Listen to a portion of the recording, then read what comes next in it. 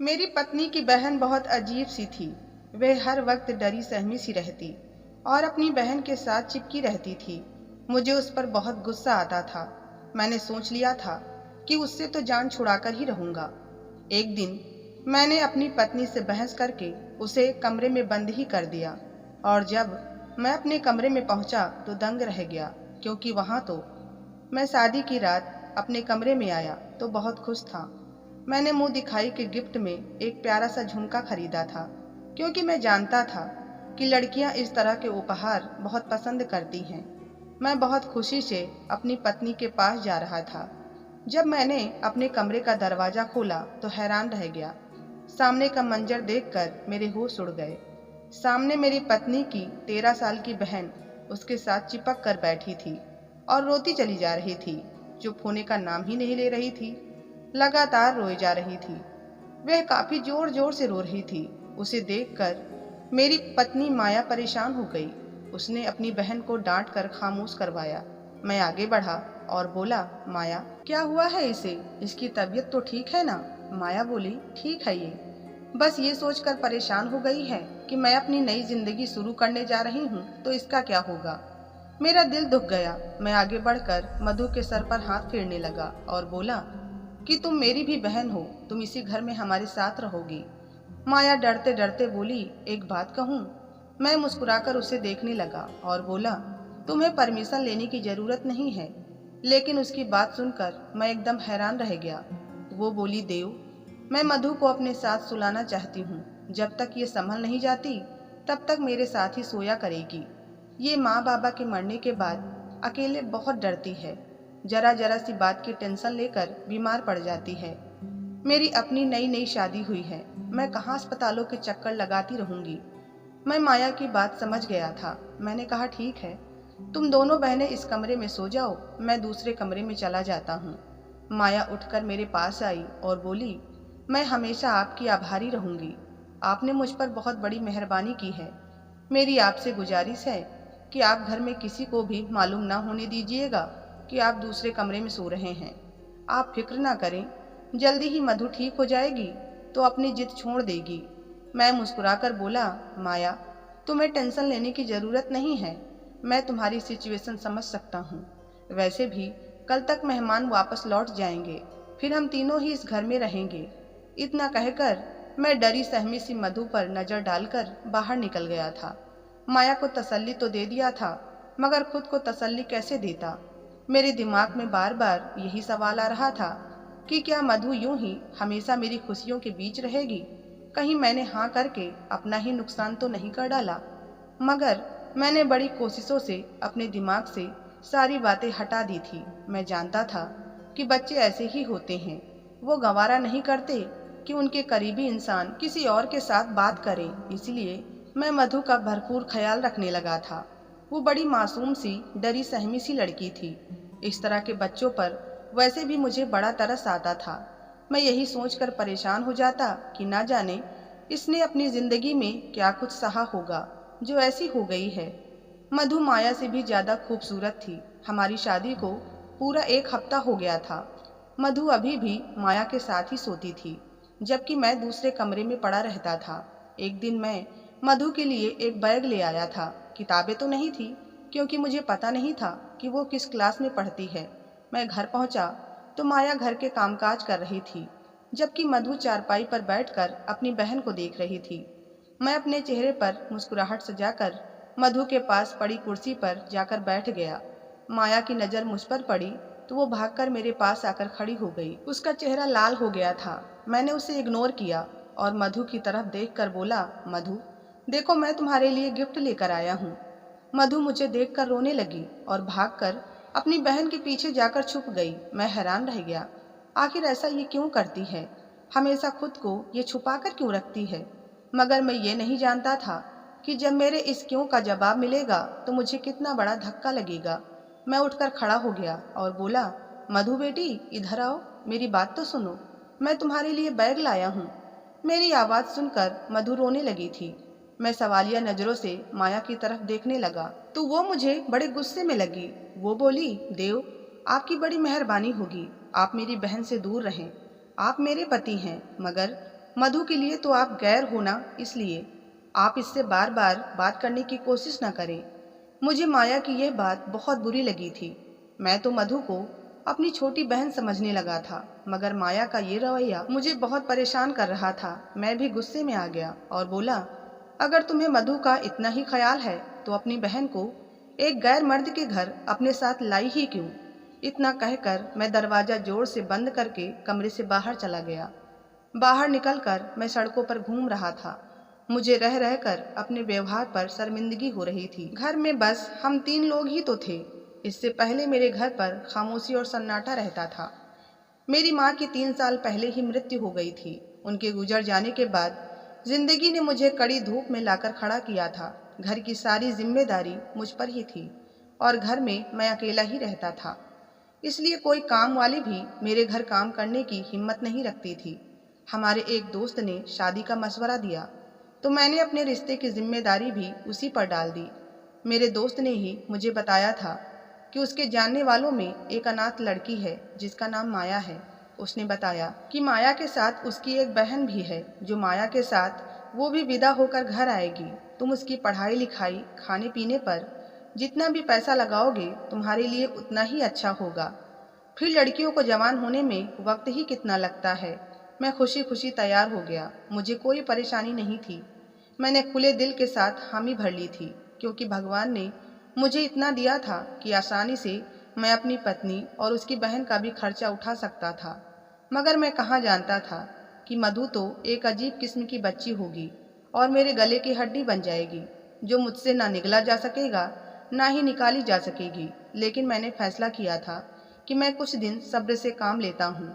मैं रात को घर लौटने वाला था तो होटल से खाना भी ले गया था। मैं जानता था कि माया मुझसे बहुत गुस्सा होगी। मैं उसकी नाराजगी दूर करना चाहता था। मैं घर के दरवाजे पर खड़ा था, जबकि मेरे कानों में मधु की आवाज़ जोर जोर से आ रही थी। वह कह रही थी कि देखो, अब तुम्हारा डिवोर्स हो जाएगा, तुम मेरे साथ वापस चलोगी जहाँ सिर्फ तुम और मैं रहूंगी। फिर हम दोनों के बीच किसी दूसरे को बर्दाश्त नहीं करना पड़ेगा। माया एकदम गुस्से से बोली, अपनी बकवास बंद करो। मधु की हंसी की आवाज आई थी। फिर वो बोली, अब तो घर में तुम्हारा खड़ूस पति भी नहीं है। अब तुम मुझे मेरे असली नाम से पुकारो। मधु की बात सुनकर मैं हैरान रह गया था। मधु का कोई और नाम भी था क्या जो मुझसे छुपाया गया था? लेकिन क्यों? मेरे दिमाग में इतने सवाल आ रहे थे कि अब मुझे घुटन होने लगी थी। मैंने दरवाजा खोला और घर में दाखिल हो गया। माया की नज़र मुझ पर पड़ी तो वे भागकर मेरे पास आई और बोली, देव, आप कहाँ रह गए थे? मैं यह देखकर खुश हो गया था कि माया के चेहरे पर नाराजगी का नामो निशान तक नहीं था। लेकिन अब मुझे शक हो गया था कि कुछ न कुछ तो गड़बड़ जरूर है। मैं तो मधु के नाटक को बचपना समझ बैठा था, मगर यहाँ तो कहानी ही कुछ और है। मेरे दिल में शक का बीज हो चुका था और मैंने सोचा कि अगर मैं उस पर सख्ती करूँगा तो वो खुद ही अपना राज खोल देगी। दूसरे दिन माया को देखा तो वो हमेशा की तरह नाश्ता बना रही थी। तभी अचानक रुक कर बोली, देव, आप मधु के लिए स्कूल का बस्ता लेकर क्यों आए थे? मैंने कहा, मैं चाहता था कि मधु पढ़ाई करे। माया हंसी और बोली, कौन सी पढ़ाई? मधु तो स्कूल का कभी मुंह भी नहीं देखी है। इसे पढ़ने का शौक नहीं था, इसलिए हमने इसका स्कूल में एडमिशन ही नहीं करवाया। मुझे माया की बात अच्छी नहीं लगी। मेरा मूड पहले से ही खराब था, इसलिए मैं किसी किस्म की बहस में नहीं पड़ना चाहता था। मैंने अपना खाना ख़त्म किया और ऑफिस के लिए निकल गया। मगर मधु की बात मुझे खटक रही थी। उसकी अजीबोगरीब हरकतें और मुझे देखते ही रोना और माया के डिवोर्स पर खुश होना, ये सब क्या था? मधु कोई नादान बच्ची तो थी नहीं, वो पूरी 13 साल की थी। यकीनन ये मामला इतना सीधा नहीं था जितना मुझे लग रहा था।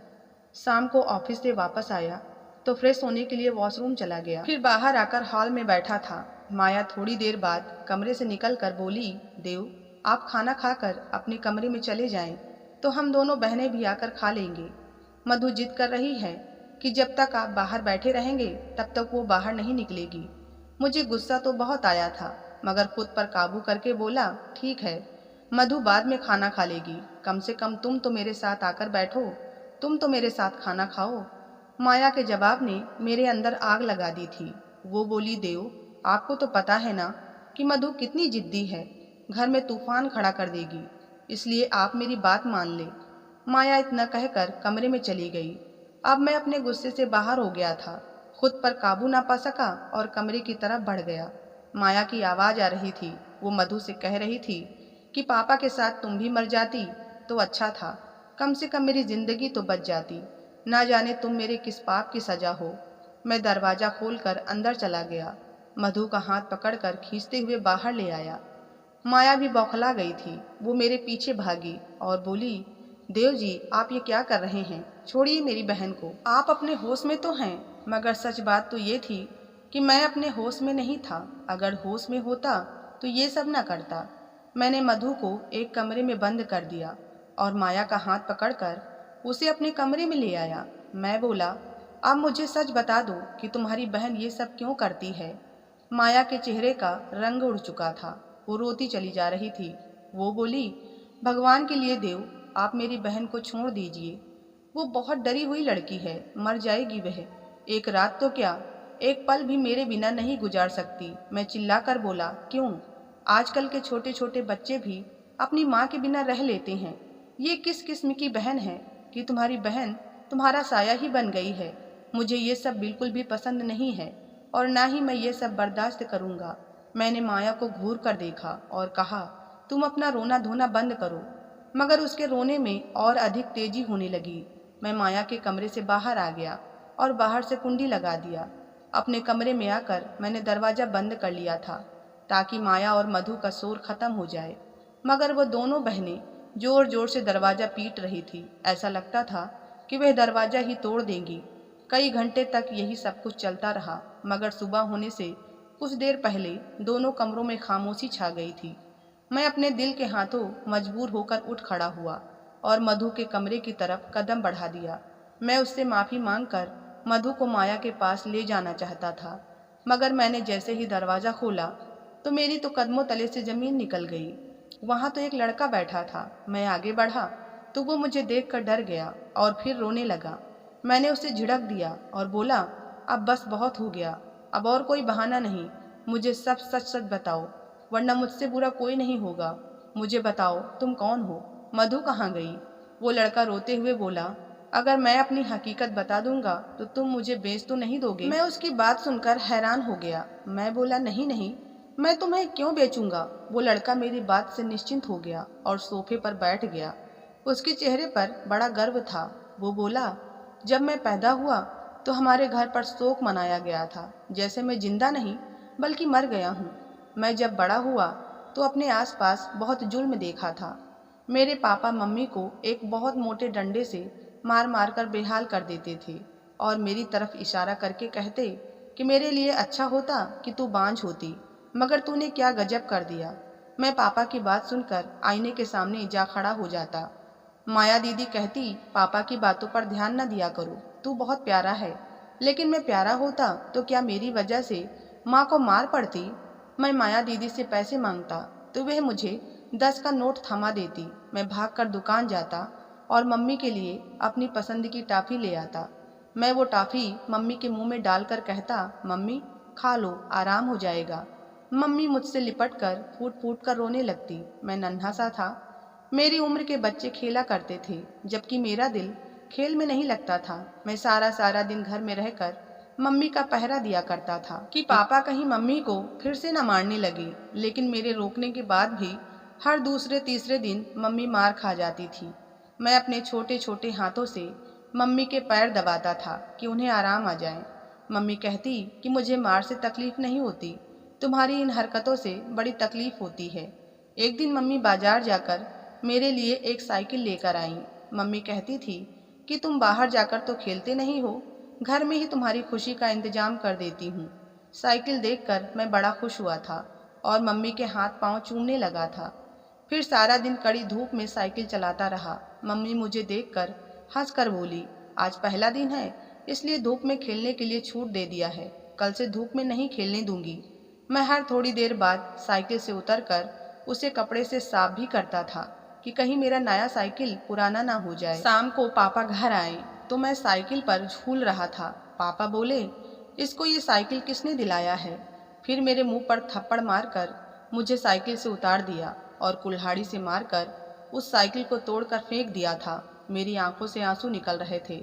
मैंने रात का खाना भी नहीं खाया था। मम्मी रात को मेरे पास आकर बैठ गई और बोली, मुकुंद, आज तुमसे एक जरूरी बात करना चाहती हूँ। तुम 5 साल के हो गए हो, एक समझदार बच्चे बन गए हो। अब तो तुमसे माँ हर बात कह सकती है ना? मैंने हाँ में सिर हिला दिया। मम्मी बोली, बेटा, तुम्हारी दीदी का नाम क्या है? मैं बोला, माया। मम्मी बोली, और तुम्हारा नाम क्या है? मैं खामोश हो गया। मैं मम्मी को बोला, पापा मुझे जाट कहते हैं और तू मुकुंद कहती है, इन दोनों में से मेरा नाम क्या है? मम्मी हर वक्त आंसू बहाने को तैयार रहती थी। आज भी पानी बरसने लगा था। मम्मी बोली, तुम्हारा कोई नाम है ही नहीं।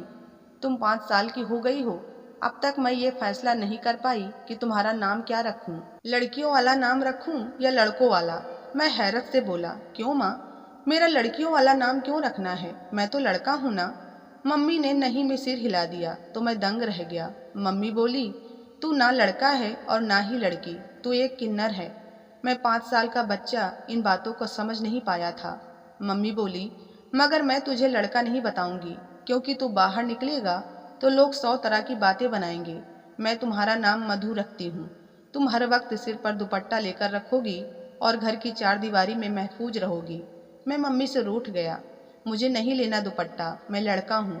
मम्मी बोली, मेरे पास टाइम नहीं है मेरे बेटे, नहीं तो मैं तेरे सिर पर घने पेड़ों की छांव कर देती, तेरे हिस्से का हर दुख दर्द खुद छीन लेती। लेकिन अब मुझे कहीं जाना है।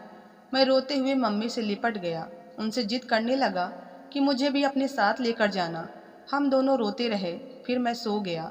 मम्मी मुझे माया दीदी के पास लिटाकर चली गई। सुबह मेरी आंख चीख पुकार के साथ खुली थी। माया दीदी जोर जोर से रो रही थी। मैं भागकर बाहर निकला तो मम्मी सोई हुई थी।